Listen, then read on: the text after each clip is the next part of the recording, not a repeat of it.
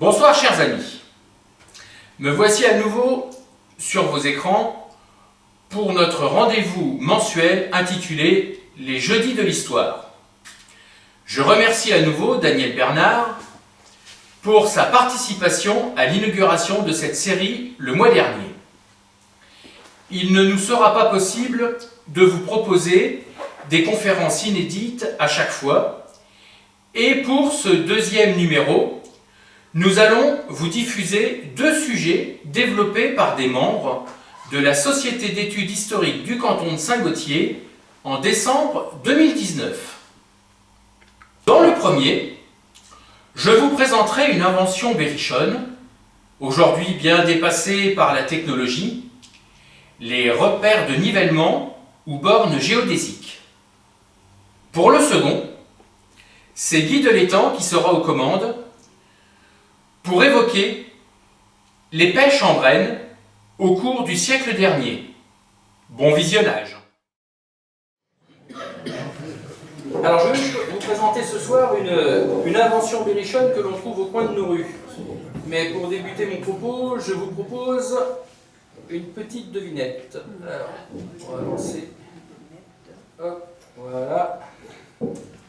Alors, quel point commun peut-il y avoir entre une maison de garde-barrière à la Ribère, la Vierge au village de Corps, le cimetière de Saint-Gautier et le château d'eau de Minier?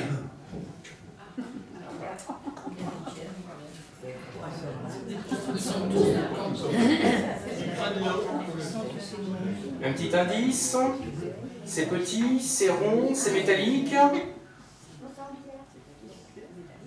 Non, mais le point commun, c'est petit, c'est rond, c'est métallique. Non, ça vous dit rien?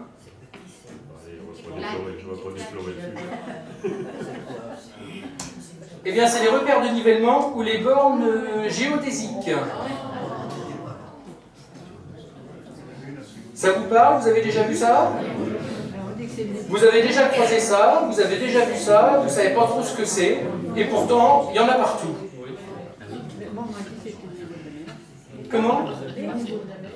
Oui, oui, alors tout à fait. Un repère de nivellement, c'est un point matérialisé dont l'altitude est déterminée avec précision. Tout à fait. Par rapport au niveau de la mer, tout à fait. Oui, oui, il y en a. Non, elle a été subtilisée, on va dire. Il reste juste la marque avec l'altitude modifiée à côté. Parce qu'il y a 2 ans, il était là. Oui, mais depuis, elle a disparu, il ne reste plus que la petite marque à côté. Et au cimetière de Saint-Gautier. Elle est sur le mur à l'extérieur. Et on va la voir en photo tout à l'heure. C'est 90. Alors, oui, une invention qu'on croise partout. Vous voyez, par exemple, là en photo, eh ben, c'est un repère qui est sur un rocher. Alors, on en trouve sur des maisons, sur des mairies, sur des églises. Celui-ci est sur un rocher, sur la route, dans les virages, entre Nuret et Saint-Gautier. On remarque rarement ces petites pièces métalliques, souvent scellées sur une façade d'église, un bâtiment, un pont ou une statue. Et pourtant, ceux qui sont généralement placés le long des voies de communication ou des rivières ont toute une histoire, et surtout, ils sont berrichons. Alors, leur histoire. Donc, comme je vous l'ai dit tout à l'heure, le nivellement, c'est la détermination des altitudes des divers points d'un terrain. Les techniques de nivellement ont existé dès la plus haute antiquité. La mer est considérée dès les années 1800 comme la surface de niveau pouvant servir de référence aux opérations de nivellement. Mais pour des raisons pratiques, elle est encore très peu utilisée. Quand les travaux sont éloignés du littoral, il est alors d'usage de fixer un plan de comparaison local. Par exemple, quand ils ont décidé de construire le château de Versailles, celui qui est responsable des travaux, c'est l'abbé, je prends mes notes quand même parce que j'ai pas tout de mémoire, Jean Picard, chargé par Louis XIV voilà, d'étudier les possibilités de réalisation d'un aqueduc permettant d'amener l'eau de la Loire au château de Versailles, choisit d'exprimer les cotes par rapport au rez-de-chaussée de la demeure royale. Donc ça reste vraiment au niveau local.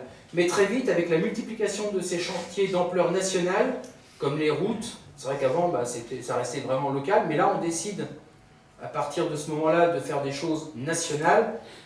Il nous faut un repère unique au niveau national, et on décide de se baser sur un seul et même point. Il est donc décidé de créer, à partir de 1857, un réseau national de nivellement de la France. Et à partir de ce jour, notre pays a connu 3 grands réseaux nationaux qui portent respectivement le nom des hommes ou des services qui ont été chargés de les créer. On trouve en premier le réseau Bourdaloue. Alors, réalisé entre 1857 et 1864, le réseau Bourdaloue est l'œuvre de Paul-Adrien Bourdaloue, conducteur des ponts et chaussées, qui est originaire de Bourges. Ce dernier crée un réseau de 15 000 repères en France, déterminé grâce à un niveau de référence nommé Zéro Bourdaloue et fixé en 1860 en prenant le niveau moyen de la mer Méditerranée. À Marseille, il y a un marégraphe donc qui détermine le niveau moyen de la mer Méditerranée, et c'est ce qui a été choisi pour prendre le niveau moyen. À partir de là, on a déterminé un premier point, et à partir de là, on est parti, on a déterminé 15 000 points en France, et on en a certains dans le département. On a créé des repères. Voici un repère Bourdaloue. Celui-ci, il est situé sur la voie verte entre Chittré et Scoury, vers Bois-Marmin. Alors, il est rond. Bois-Marmin, pardon. C'est où? Ben oui. On va le voir sur la carte juste après. J'ai une carte en... Alors, ces repères sont de forme ronde, en fonte, d'un diamètre de 12,5 cm, et ils sont munis d'une pastille indiquant l'altitude au millième. Vous voyez, là, il y a marqué 95,793. On remarque à côté, vous voyez, une pastille avec marqué 95,340. Parce que les systèmes de mesure ont permis d'ajuster un peu plus, et on s'est rendu compte que ça avait été un petit peu faussé. On a pu corriger. Et on va voir sur la diapo d'après qu'on a encore pu corriger plus précisément. Il porte l'inscription périphérique en partie supérieure. Donc sur le haut, on voit marqué nivellement, alors général, donc c'est un G.AL pour général, de la France. En bas, c'est marqué au-dessus du niveau moyen de la mer. Sur la tranche du haut, il y a un R. Et c'est sur le R qu'on se mettait pour avoir l'altitude précise. Voilà, chaque repère possède une fiche d'identité. La voici dans sa globalité. On les trouve sur le site de l'IGN et sur le site Géoportail. On va les voir un peu plus en détail. Et on voit ici, par exemple, vous voyez, c'est 95,467.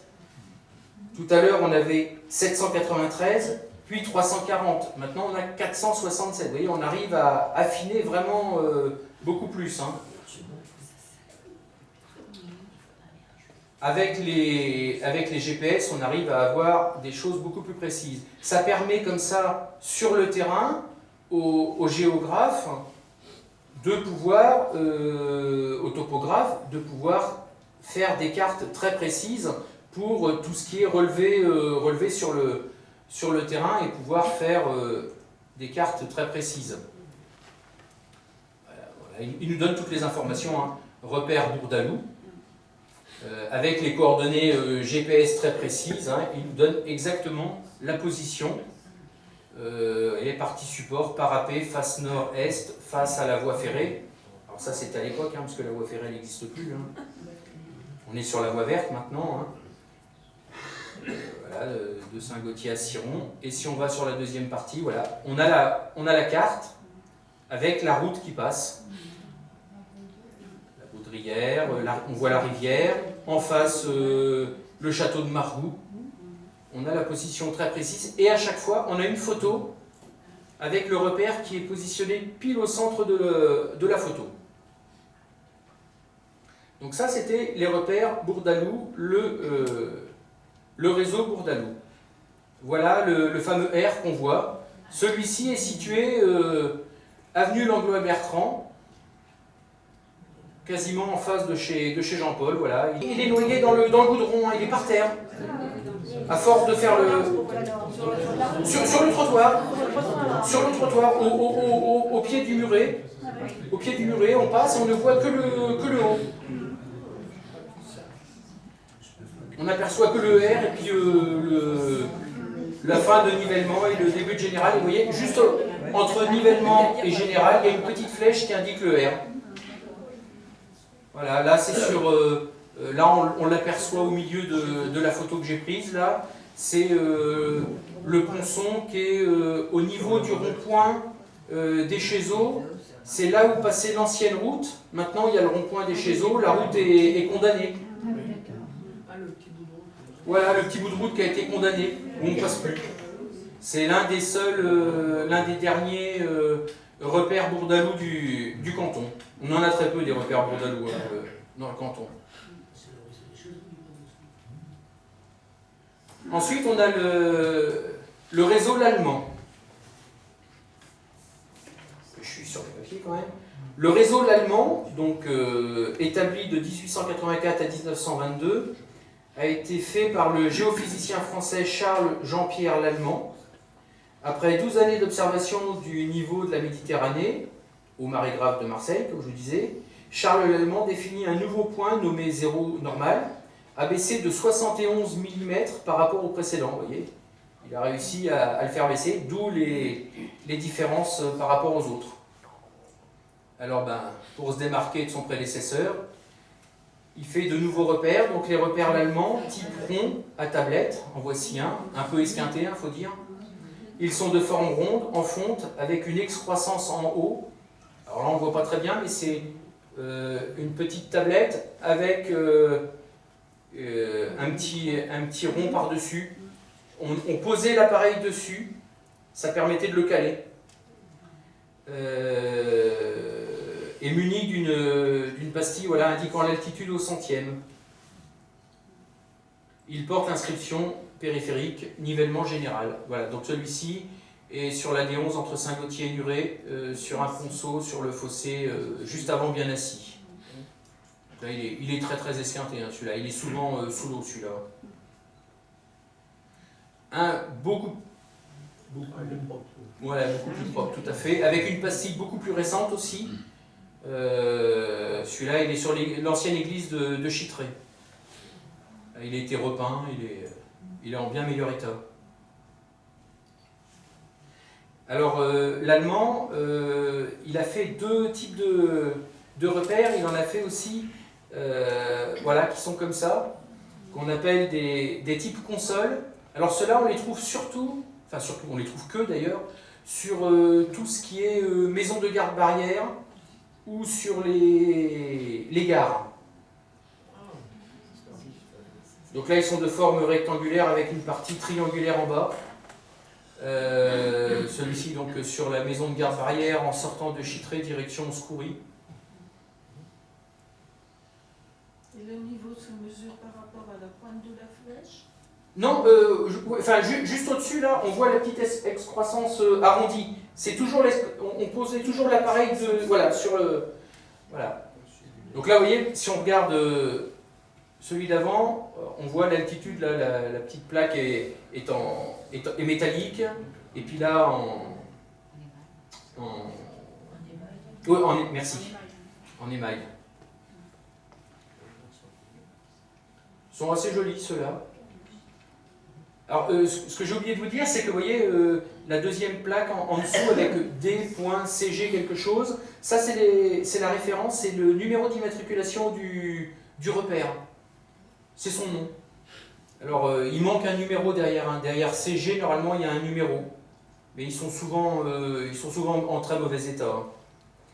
Il existe donc un troisième réseau qui est le réseau IGN 69. Donc, vous voyez, celui-ci a été positionné sur le pont SNCF à la Renauderie à Tenay. Donc, à partir de 1961, la direction de la... Alors, il faut que je le dise là, parce que... La direction de la géodésie de l'Institut géographique national, aujourd'hui Institut de l'information géographique et forestière, l'IGN, mis en évidence qu'un taux de plus de 20% des repères avait disparu. Une nouvelle campagne eut lieu jusqu'en 1969 à raison de 3 repères tous les 2 km. La principale différence fut d'intégrer dans les mesures la pesanteur pour minimiser les erreurs. La pesanteur. Là, c'est trop complexe pour moi. Là, si on met la pesanteur là-dedans... Alors, les repères IGN ressemblent beaucoup au modèle précédent. Hein. Ils ont carrément repris la même forme, sauf que c'est plus une petite boule. Ils ont carrément repris l'arrondi dans la forme et ils sont quasiment identiques. Hein. Vous voyez, un peu plus grand. Voilà, celui-ci est sur le pont de Rivarenne. Si je ne me trompe pas, c'est en arrivant sur Rivarenne, sur la gauche, dans l'arrondi. Voilà. Celui-ci sur le muret de sécurité, sur la D925 entre Chitray et Scoury, carrément derrière le muret. C'est un peu difficile pour y aller, avec la petite pastille.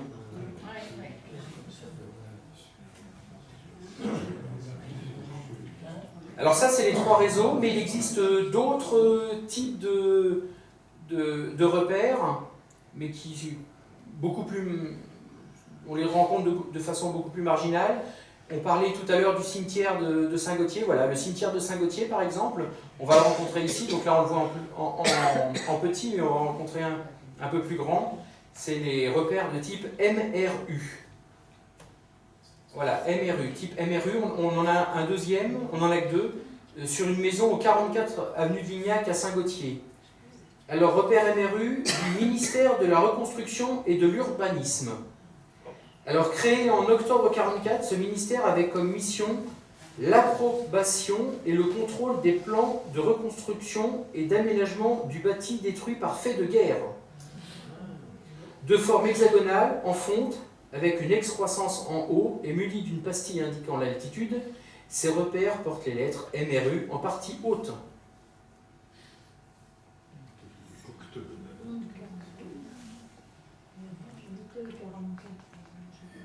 Ah ouais?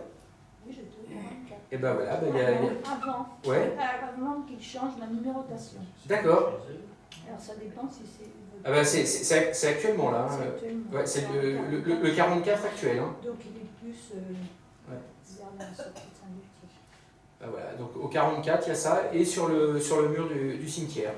Et il y a aussi, on en rencontre beaucoup, ça passe beaucoup plus inaperçu. Alors c'est tout petit, hein, là j'ai grossi, mais ça fait 2 à 3 cm de diamètre seulement. Hein. C'est des rivets. Les repères de type rivet, en fer ou en bronze, ce sont de simples rivets plantés le plus souvent dans le béton, que l'on trouve généralement sur les ouvrages d'art, et plus particulièrement chez nous, sur les réseaux ferrés. Plusieurs autres modèles existent, comme les repères boules ou les repères des ponts et chaussées. Les échelles hydrométriques ou des bornes locales peuvent également être référencées comme des points géodésiques, mais on en a très peu chez nous. On a quelques échelles hydrométriques. Alors les échelles hydrométriques, c'est des échelles qu'on a au moulin par exemple, au bord de l'eau, mais on en a une au moulin là, mais c'est tellement dangereux pour y aller que je préférais pas m'approcher. Mais ce qui nous intéresse maintenant, c'est quand même surtout de connaître la paternité de ces repères. L'origine berrichonne des repères de nivellement. Donc, la paternité des repères de nivellement revient de droit à Paul-Adrien Bourdaloue, originaire de notre Berry, où il est né à Bourges le 4 janvier 1798. Conducteur des ponts et chaussées, on lui confie en 1847 la direction de la brigade topographique chargée de se rendre en Égypte afin de confirmer les résultats obtenus en 1798 par une expédition missionnée par Bonaparte afin d'étudier la faisabilité d'un canal à travers l'isthme de Suez.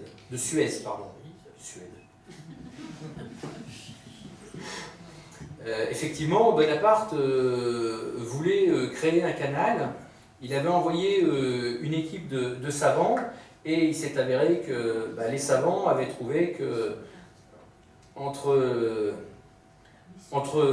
les deux mers, il y avait un tel différentiel que ça aurait coûté beaucoup trop cher et ça aurait demandé beaucoup trop de travaux de faire construire un canal, donc c'était totalement infaisable.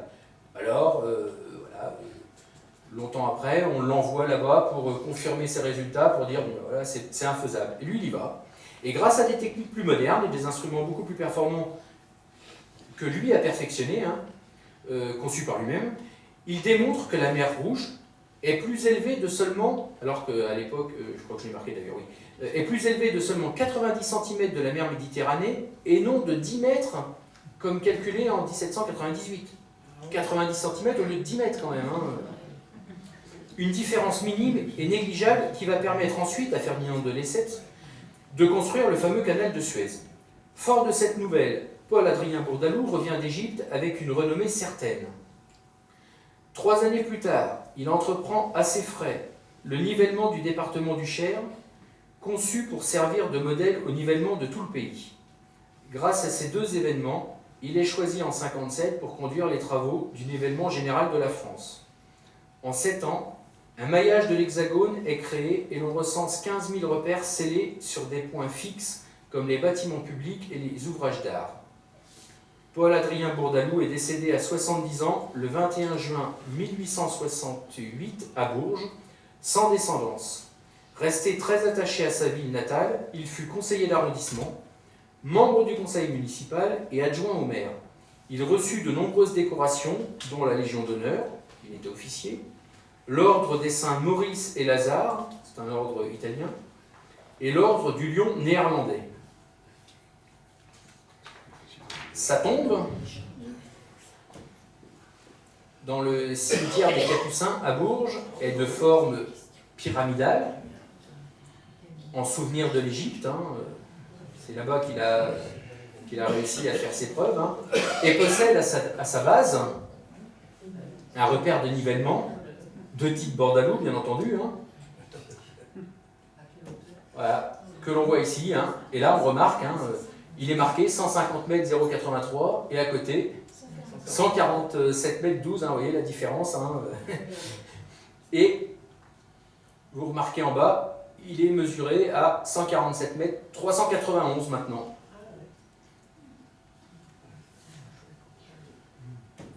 Et dans le canton, ces chiffres, c'est le nombre de repères officiels qui ont été répertoriés. Comme on le disait tout à l'heure, il y en a qui ont disparu, puisque avec les technologies modernes, malheureusement, les repères de nivellement tendent à disparaître. Mais il en était comptabilisé à Chitteré 12, à Luzeré 12, à Migné 27, à Nurel-Ferron 12, à Oulch 19, à Rivarennes 29, à Saint-Gauthier 25 et à Tenay 26. Donc, voilà, maintenant, vous saurez à quoi ça sert, et puis vous irez peut-être essayer de regarder un petit peu ça autrement, et puis voilà, vous saurez à quoi ça sert, et puis voilà, à vous maintenant de... Oui ? Où est-ce qu'il se trouve le Marais-Grave ? Le Marais-Grave, à Marseille. À quel endroit, Marseille ? Ah, ça je ne sais pas. C'est le Vieux-Port ? Je ne sais pas, je ne connais pas du tout Marseille. C'est la Méditerranée à Marseille. Ouais, non, alors ça, Marseille, je ne connais pas du tout. Je ne pourrais pas vous dire. Est-ce que Bourdaloue appartient à la famille du professeur ? Pas du tout.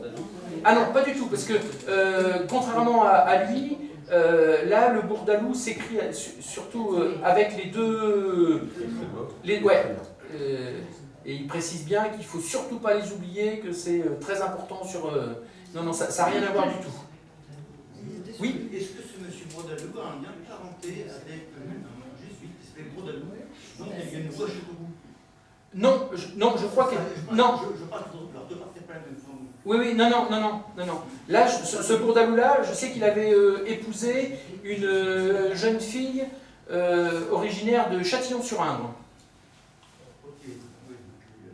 Mais non, ça, c'est pas de la même... Je me souviens avoir eu un instituteur qui nous avait expliqué l'utilité, il nous avait expliqué à l'école, et là, je ne saurais même plus lequel, il nous avait expliqué les endroits où on pouvait les trouver, sur Saint-Gaudien à l'époque. Oui. C'était déjà, enfin, il nous en avait expliqué l'utilité. Ouais. Mais comme ça, je sais qu'il y en a un sur la mairie, il nous avait envoyé les retrouver dans son outil à l'époque. Alors, quel instituteur? À l'époque, les GPS étaient moins présents. Hein. Non, je me souviens, c'est pas une surprise pour moi, mais je me souviens de ça à l'école. Donc, il y a longtemps. On constate qu'à l'origine, on avait des niveaux qui étaient précis au millième. Oui. Et sur les dernières plaques, on trouve des mètres, c'est tout, sans décimales, rien du tout. Oui, les derniers repères qui ont été mis n'étaient précis qu'au mètre. Ce qui est relativement peu. Oui, les premiers ont été précis au millième, et après, la dernière version, il est précisé qu'au mètre. Mais sur les fiches, ils sont précis au millième. Hein. Okay. Mais les plaques n'étaient précises qu'au mètre. Voilà. Eh bien, écoutez, merci de votre attention.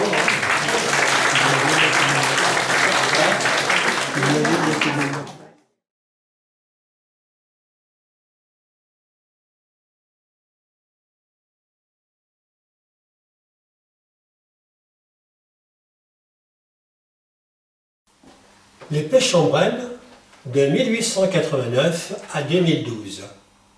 Cette seconde partie va nous faire remonter de 130 ans à travers différents documents concernant la pêche d'étang en Brenne. Partie de la fin du XIXe siècle, nous reviendrons progressivement à notre époque. Généralement, cette pêche s'effectue à la fin de l'automne ou en hiver, entre début novembre et fin février. Pour ceux qui n'en ont jamais vu, je vais rappeler les différents moments de cette pêche. Tout étang possède une bonde, une ouverture dans sa partie la plus basse qui permet de le vider. On commence par vider l'étang en empêchant le poisson d'en sortir, jusqu'à ce qu'il ne reste qu'une sorte de grande mare devant la bonde, dans la zone que l'on nomme la pêcherie, car c'est là que va se dérouler la pêche. Pour cela, on va tout d'abord tendre tout autour de cette zone un très long filet à grande maille pour laisser passer les poissons de petite taille et capturer les carpes, les brochets, les tanches, etc. Ce filet est tiré vers la berge et va amener le poisson au plus près, avec une sorte de large épuisette que l'on nomme filanche. 2 ou 3 pêcheurs vont rapporter le poisson à la rive. Ils vident leur filanche dans des caisses qui sont portées et vidées sur les tables de triage du poisson. Le poisson est pesé et placé dans des citernes à plusieurs compartiments, installés sur des camions spécialement aménagés pour cette pêche. Une seconde pêche aura lieu par la suite à l'aide d'un filet à plus petite maille pour prendre le plus petit poisson. Afin de voir comment a évolué cette pêche, nous allons remonter le temps et voir les techniques à 5 différentes périodes. Nous verrons successivement les pêches d'Onésime Perron, un notable galtois, à partir de 1889. Ensuite, nous verrons celle de Louis Desribéré-des-Gardes vers 1910. Suivra une pêche de 1950 avec l'aide de mémoires cycliques dont je vous reparlerai tout à l'heure. Une pêche en 1965 ensuite, toujours à partir des documents de mémoire cyclique. Nous finirons notre tour d'horizon par un court extrait d'une vidéo personnelle d'une pêche réalisée au Gabriot en 2012.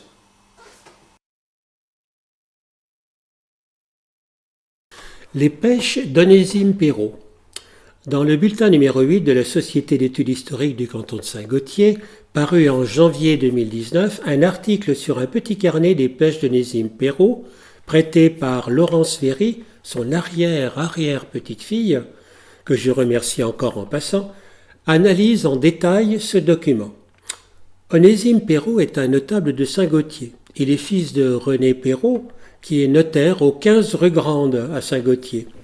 Il épouse Marie-Françoise Perrault également. Ils font partie tous les deux de la descendance de Sylvain Perrault, à 6 générations. Donc Onésime va s'occuper des étangs de son beau-père, Optime Perrault, et va ensuite en hériter. Voici le petit carnet d'Onésime, étant des Chézeaux-chrétiens et de Mel. Mel étant sur la commune de Nuré et les Chézeaux-chrétiens sur la commune de Chittré. Voici les étangs dont parle Onésime. D'abord l'étang Neuf, près duquel se déroulait à la fin du XIXe siècle le pèlerinage de Mel, dont a parlé Jules de Voris. Ce pèlerinage avait lieu le jour de la Saint-Blaise à Nurel-Féron. Puis nous trouvons l'étang des Messes, un tout petit étang que l'on aperçoit en passant sur la route qui va de Nurel-Féron à Douadic. Ensuite, l'étang des Dames, ou encore de Rodny ou Pommy, qui en 1714 appartenait à Lanchefond et dont les revenus de la pêche permettaient de payer les gages annuels de 3 employés. L'étang de Porte-Pierre, en face du précédent, lorsque l'on va de Saint-Gaultier à Migné, l'un est à droite et le second est à gauche. Un dernier petit étang, près des petits Chézeaux-chrétiens, dans lequel on placera les arches qui serviront de réserve. L'étang des Dames ou de Rodny. Que nous apprend ce document? Nous sommes d'abord le 7 novembre 1889, fin du 19e. L'étang a été empoisonné en décembre 87, c'est-à-dire 2 ans avant. On retrouvera le fait d'empoisonner et de pêcher 2 ans plus tard, presque tout au long de ce carnet. Le poisson est vendu 35 francs, les 50 kilos, soit 70 francs les 100 kilos. 70 francs de l'époque correspond au pouvoir d'achat actuel à environ 280 €. Le poisson a été vendu à Désiré Touzeau, qui est poissonnier à Saint-Gaultier et qui entreposait son poisson dans des arches, sorte de grandes caisses de bois perforées qu'il disposait sur les rives de la Creuse. On voit sur la gauche les poissonniers débarquer des restes de poissons sur la rive. Sur la photo de droite, on aperçoit en premier plan de grosses caisses de bois le long de la Creuse. Ce sont des arches. Revenons à l'étang des Dames. Suivent donc toutes les 24 pesées en moyenne d'un peu plus de 30 kilos. 754 kilos ont été pêchés. On enlève une tare de 2 kilos par pesée qui peut correspondre au poids des paniers dans lesquels on place le poisson. Ces paniers se nomment des resses localement. On enlève également la garniture, un peu plus d'1 kilo par pesée. On suppose que cette garniture est végétale et permet de protéger le poisson dans le fond des resses ou d'en garder la fraîcheur. Il reste 674 kilos vendus à 70 francs les 100 kilos, soit 474,60 francs. Un dépôt a été réalisé dans les arts des Chézeaux-chrétiens. On a déposé 30 carpes, 2 tanches, un gros brochet et 5 brochetons, peut-être pour la consommation familiale, mais aussi pour remettre en étang pour la reproduction. Désiré Touzeau, j'insiste, règle rapidement sa facture, le 29 décembre 1889. Ce ne sera pas toujours le cas pour certains poissonniers. Parlons plus particulièrement de l'empoisonnement. L'étang des Dames a été empoisonné le 8 janvier 1890 Et Onésime nous dit « J'ai mis 500 de Nora ». On peut se demander « Qu'est-ce que c'est Nora ?» C'est tout simplement une déformation orale du nom Noura. Vous vous souvenez peut-être de l'expression de Maître Capellucci qui, dans un jeu télévisé, mettait de l'argent dans le Noura, une tirelire en forme de petit cochon. Là, le Noura ou Nora, comme l'écrit Onésime, c'est du petit poisson. Donc, deux significations du mot Noura, petit cochon, petit poisson. 500 de Nora, comme dit Onésime, correspond donc à un empoisonnement de 500 petits cochons. Pardon, de 500 petits poissons. Il les a achetés chez Mondon, le 8 janvier 1890. Ces nourrins proviennent de Huchemouche. Mondon produisait donc et vendait des nourrins. Onésime achète encore 300 nourrins de chez Mondon, mais venant de la Salle ou des Salles, le 13 janvier 1890. Huchemouche et les Salles sont donc deux étangs appartenant à Mondon et utilisés pour produire le nourrin. Il va payer ces 800 nourrins 80 francs. Comparé aux 474,60 francs de revenus de la pêche sur la page précédente, le bénéfice semble correct, même s'il faut ajouter quelques frais. Sur la page de droite, on a les mêmes renseignements que sur la pêche de l'étang des Dames. Par contre, là, l'empoisonnement avait eu lieu 3 ans auparavant. Pour l'étang Porte-Pierre, on retrouve tout ce qui a déjà été dit. L'étang des Messes. Cette page nous indique la spécificité de l'étang des Messes. C'est un petit étang qui est destiné essentiellement à la production de norins. Le 11 mars 1891, on pêche 2000 norins, comme dit Onésime, et beaucoup de petits brochetons. 57 kilos de ces brochetons ont été vendus à Désiré Touzeau à 40 francs les 100 livres, environ 160 € actuels. L'empoisonnement de 2 étangs. L'étang Porte-Pierre et l'étang Neuf de Melle ont été empoisonnés le 11 mars 1891 de chacun 1000 nourrins venant de l'étang des Messes. Les 2000 nourrins pêchés aux Messes ont été remis immédiatement dans ces 2 étangs. On voit bien là la fonction de l'étang des Messes.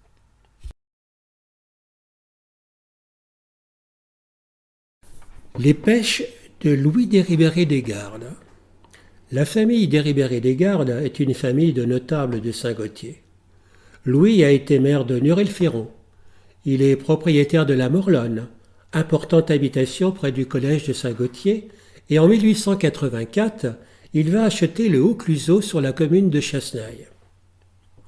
Les photos qui vont suivre ont été tirées en grand format à partir de plaques de verre 6-9 que possède François Bigot, président d'une association de préservation du patrimoine à Vic-sur-Gartempe. Si vous suivez les activités de la Société d'études historiques de Saint-Gautier, une exposition commune intitulée « La photographie témoin de l'histoire locale » a été consacrée à l'analyse de ce lot de 40 photographies. Merci encore à François Bigot et à son association pour cette collaboration très fructueuse. Voici quelques-unes de ces photos concernant la pêche. Scène de pêche d'étang. Nous sommes dans les années 1900-1910, donc un petit peu plus tard que les pêches d'Onésime. Essayons de décrire cette scène de pêche. Dans l'eau, les pêcheurs munis de filanches capturent le poisson de la pêcherie. Près de la chaussée se trouve une grande table destinée au tri du poisson. Une échelle permet de regagner la chaussée. Sur cette chaussée, des voitures attendent le produit de la pêche.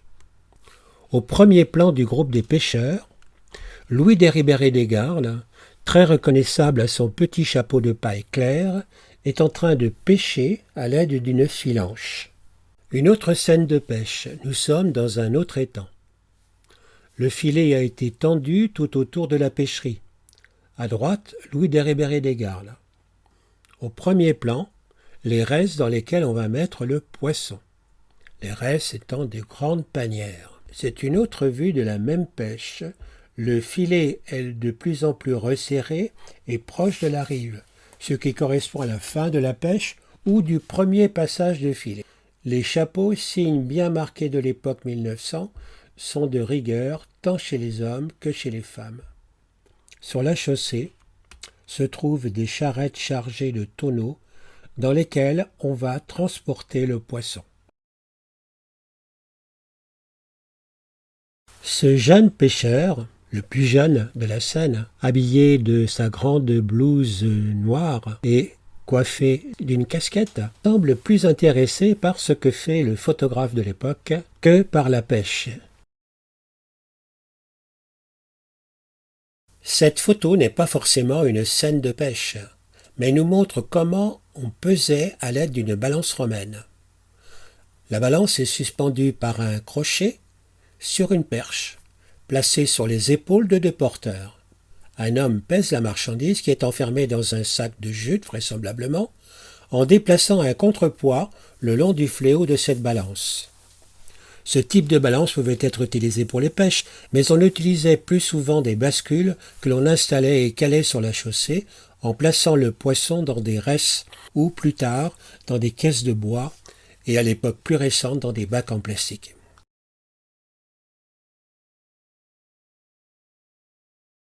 Les pêches en Brenne vers 1950. Ces documents proviennent de plusieurs films de la base de données de mémoire cyclique d'Issoudun où sont stockées de nombreuses vidéos de la région centre prises par des particuliers et sauvegardées en numérique par cet organisme pour les mettre à disposition de tous sur leur site web. Ce centre est une mine pour l'analyse ethnologique ou historique des événements de cette région sur une période de près d'un siècle. Les films très anciens sont de qualité parfois médiocre, malgré des efforts notables de restauration. Les images utilisées qui en proviennent le sont également, mais sont suffisamment exploitables pour notre propos.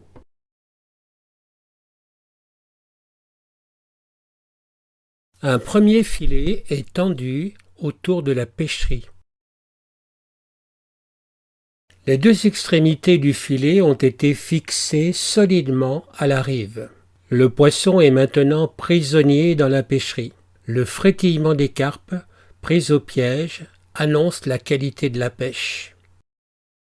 Armée de filanches, une équipe de 2 ou 3 pêcheurs capture le poisson.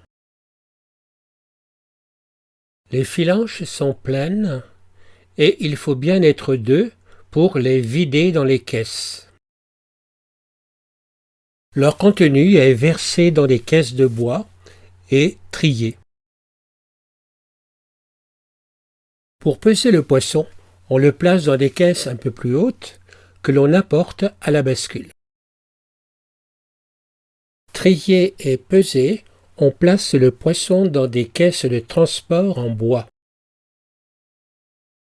Ce sont les derniers moments de la pêche. On replie le filet et l'on traque les derniers poissons de la pêcherie qui est pratiquement vide. Les caisses de transport sont chargées dans le camion du pisciculteur. Le propriétaire a relevé tout au long de la pêche les différentes pesées, et c'est l'heure des comptes.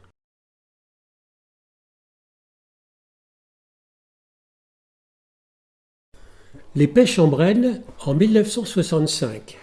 Les documents suivants proviennent de la même source que les précédents. La couleur est apparue. La qualité reste médiocre mais exploitable. Vous trouverez sur notre blog un lien vers tous les films et mémoires cycliques sur la pêche en Brenne à la suite de cette vidéo. N'hésitez pas à les consulter, ils sont très riches. Cette première image nous montre 2 pêcheurs en train de pêcher à la filanche.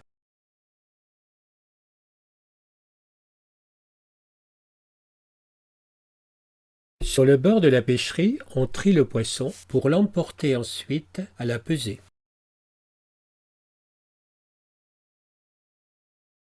On aperçoit à gauche une innovation. Un treuil va permettre de remonter le poisson sur la chaussée. Voici la remontée mécanisée des caisses sur la chaussée.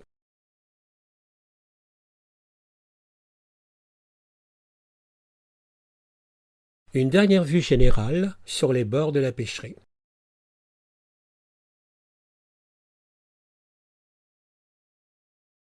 Les pêches en Brenne en 2012. Ce petit montage vidéo a été filmé en 2012 lors de la pêche de l'étang du Gavriot. Il nous montre les différentes phases de la pêche à la filanche, le transport en caisse, la table de tri, les pesées, le chargement par espèce dans les citernes des camions.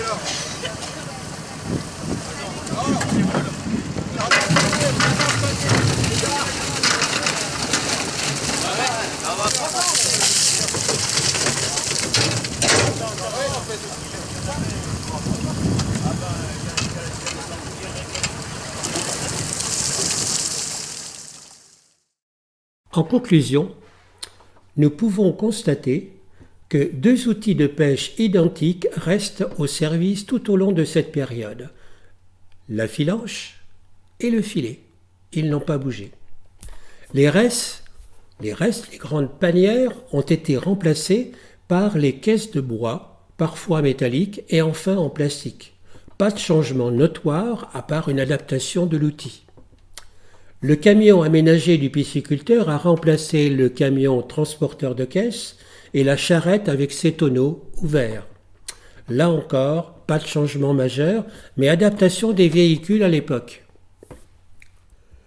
La bascule remelle ou la balance remelle ont été remplacées par des bascules identiques, installées sur la benne trémie qui sert à charger le poisson dans les citernes du camion du pisciculteur à l'aide d'une grue.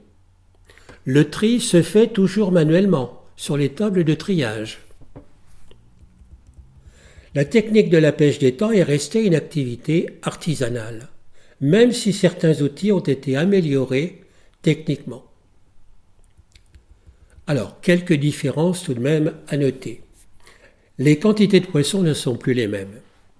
On est passé d'un élevage naturel à un élevage plus productif en appliquant aux étangs des traitements pour améliorer le phytoplancton et par là même le zooplancton, et en apportant un complément alimentaire aux poissons. On a ainsi augmenté la production, on a multiplié celle-ci par 10 ou par 20 et parfois plus. On pêche quasiment tous les ans, alors que les pêches anciennes ne se pratiquaient que tous les 2 ou 3 ans. Voilà, je vous rappelle que vous pouvez trouver sur le blog, sur la même page d'accueil que cette vidéo, les liens concernant les films sur le thème de la pêche en Brenne, mis à disposition par Mémoire Cyclique. Merci de votre attention et à bientôt.